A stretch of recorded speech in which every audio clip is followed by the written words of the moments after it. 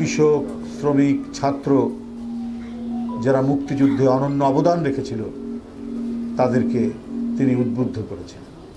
সুতরাং বহু রক্তের বিনিময়ে পাওয়া আমাদের এই স্বাধীনতা, অনেক ত্যাগ তিতিক্ষার বিনিময়ে পাওয়া আমাদের এই স্বাধীনতা। সুতরাং এই স্বাধীনতাকে নিয়ে যখন কেউ ছিনিমিনি খেলে, এই স্বাধীনতাকে কেউ যখন একেবারে মনে করে যে টেন্ডার করে তাদের নিজস্ব ব্যক্তিগত নির্মাণ এবং সম্পত্তির মতো তারা ভাবে, তখন এদেশের মানুষ কখনো এটিকে সহ্য করেনি।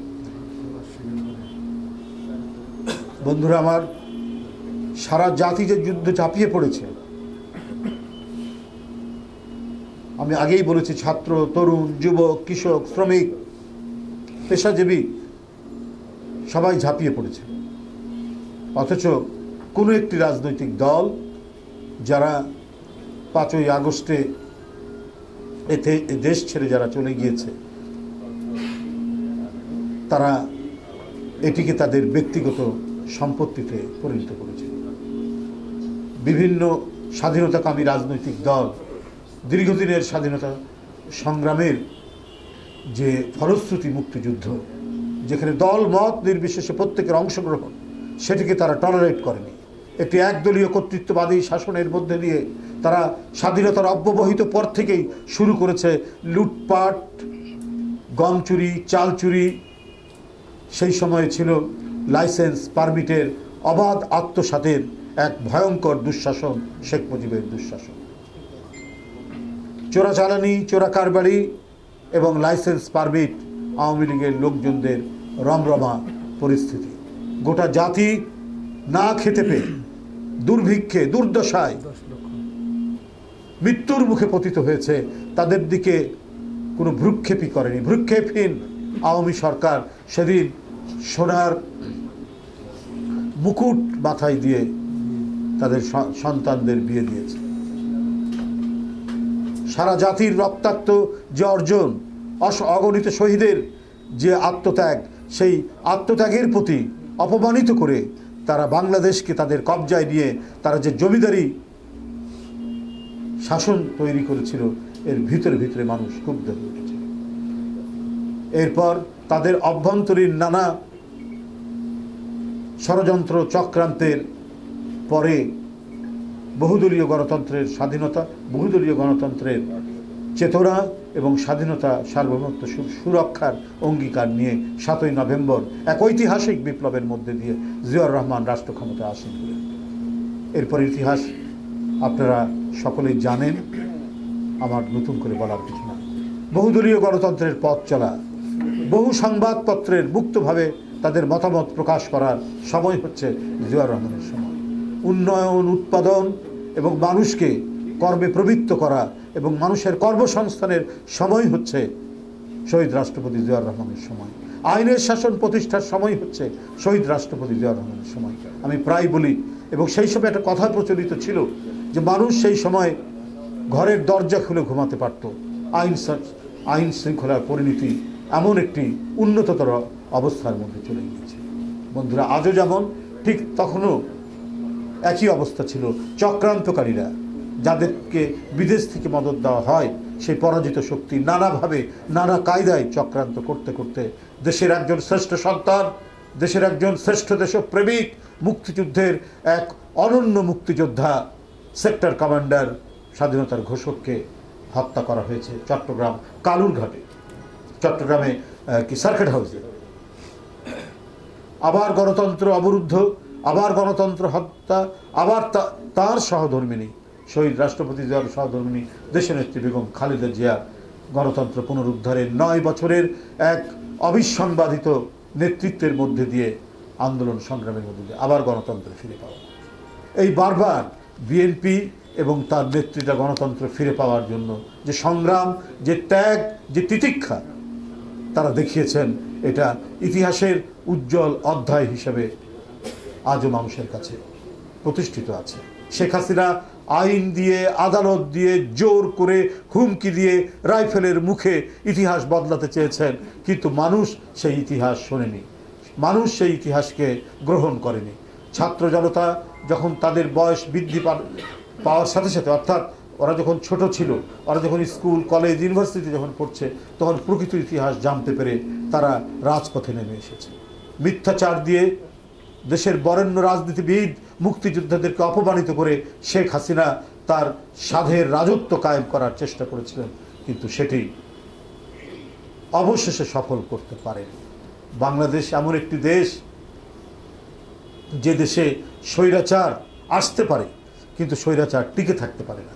এই ইতিহাস আমরা সেই মধ্যযুগ এবং আমরা আদিম যুগ থেকে আমরা সেটা দেখে আসছি।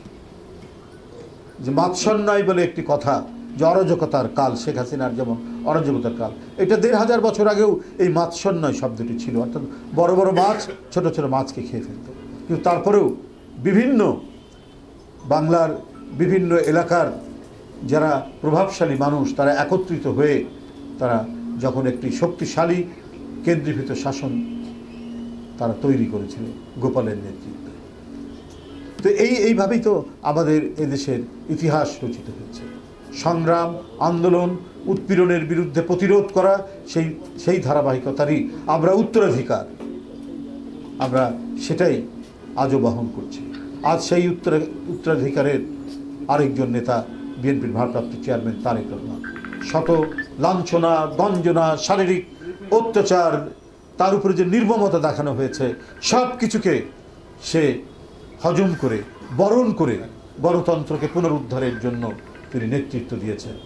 অনেক দূরে ছিলেন কিন্তু দিন রাত অবিশ্রান্ত তার পরিশ্রমের মধ্যে দিয়ে গোটা জাতিকে ঐক্যবদ্ধ করেছিলেন। সব মিলিয়ে ছাত্র জনতার যে আন্দোলন জুলাই আগস্টে যেটি বিজয় লাভ করেছে ৫ই আগস্টে, সেটি সমর্থন হয়েছে। এর পেছনের কারিগর হিসাবে, এর নেতৃত্ব হিসাবে তারেক রহমানের ভূমিকা এদেশের ইতিহাসে উজ্জ্বল অধ্যায় হিসেবে থাকবে। বন্ধুরা আমার, তাই আমরা মনে করি যে পরিবর্তন হয়েছে, যে পরিবর্তিত রূপ, সেই পরিবর্তিত রূপে অতীতের মানে গত যে সরকার, সেই সরকারের যে অব্যবস্থাপনা, লুটপাট এবং তারা যে লুটপাটের জন্য জনগণের প্রতি যে উদাসীনতা দেখিয়েছে, সেটা যেন না হয়, সেটার পুনরাবৃত্তি যেন না হয়। বন্ধুরা আমার, যদিও এই ঈদুল ফিতরে নিত্যপণ্যের কিছুটা দাম কমলে পরেও ডাল, তেল, মুরগির বাজার এখনও অস্থির রয়েছে। এটা কিন্তু হু হু করে বাড়ছে। তো মূল মানুষের তো এখনও স্ট্যাপল ফুড হচ্ছে, প্রধান খাদ্য হচ্ছে চাল। তো চালকে তো নিয়ন্ত্রণ করা দরকার। সরকারের এই দিকে কোনো মানে পদক্ষেপ আমরা দেখছি না। এই পদক্ষেপগুলি গ্রহণ করতে হবে। বন্ধুরা, এই পবিত্র ঈদুল ফিতরে আইন শৃঙ্খলার পরিস্থিতি নিয়ে এদেশের মানুষ এখনও উদ্বিগ্ন। কিছুদিন পূর্বে পুলিশ কমিশনার বলেছেন যার যার নিরাপত্তা ব্যবস্থা করে ঈদে বাড়ি যেতে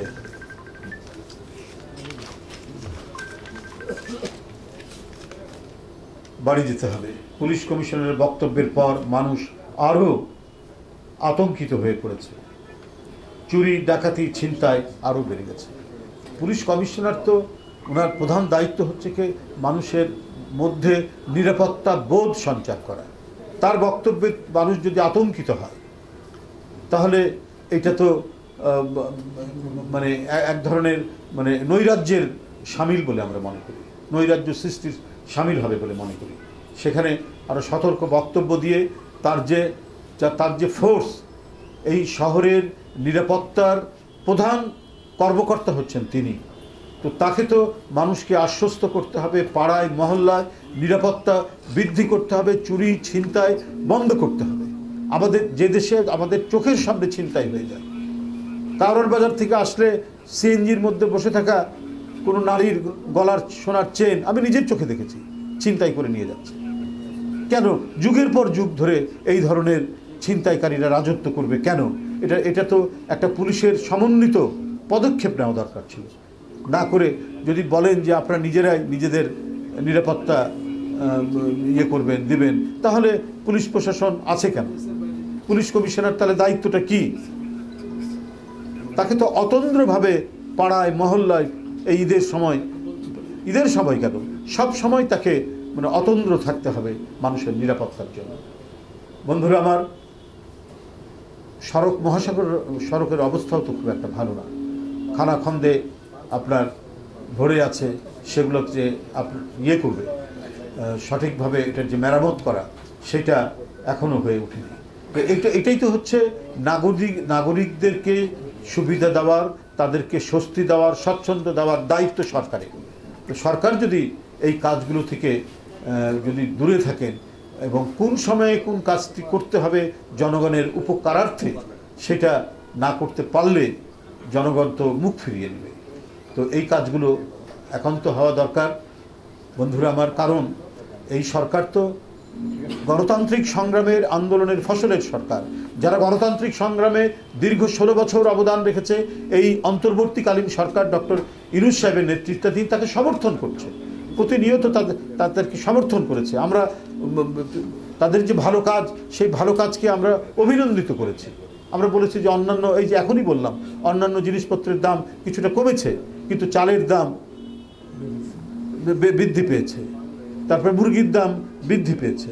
তো এটা তো হচ্ছে অত্যন্ত এসেনশিয়ালের মধ্যে 1 নম্বরে চাল।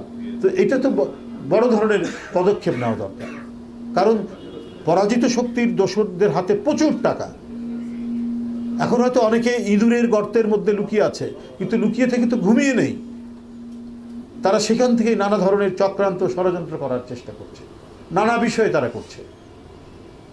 প্রধান উপদেষ্টা কোথায় যাবেন এইটা নিয়ে নানা ধরনের গুজব তৈরি করছে, যেগুলো সম্পূর্ণ চক্রান্তমূলক। উনি যে কোনো দেশেই সফরে যেতে পারেন, একটি স্বাধীন রাষ্ট্রের প্রধান উপদেষ্টা, সেটাকে নিয়ে এমন ধূম্রজাল তৈরি করা হচ্ছে। তিনি চীন সফরে যাবেন বা যেখানেই যান, তো এগুলোর পিছনে খুব পরিকল্পিতভাবে কনসাল্টেড ওয়েতে আপনার এই গুজব ছড়ানো হচ্ছে।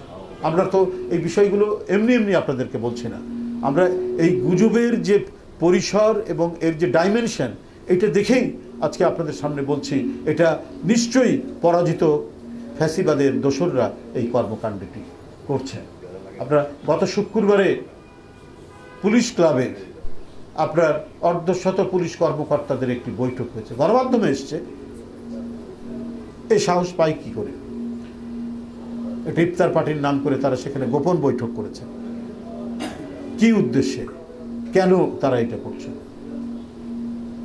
নিশ্চয়ই তাহলে যারা মানুষের নিরাপত্তা বিধান করবে, কিন্তু তা না করে তাদের মনের মধ্যে যে আদর্শ বা যদি গত সরকারের প্রতি আনুগত্য থেকে থাকে, সেই আনুগত্যের বশবর্তী হয়ে তারা যদি কাজ করেন, তাহলেই তো আমরা যেটা বারবার বলে আসছি, দোসররা তারা কিন্তু বসে নেই।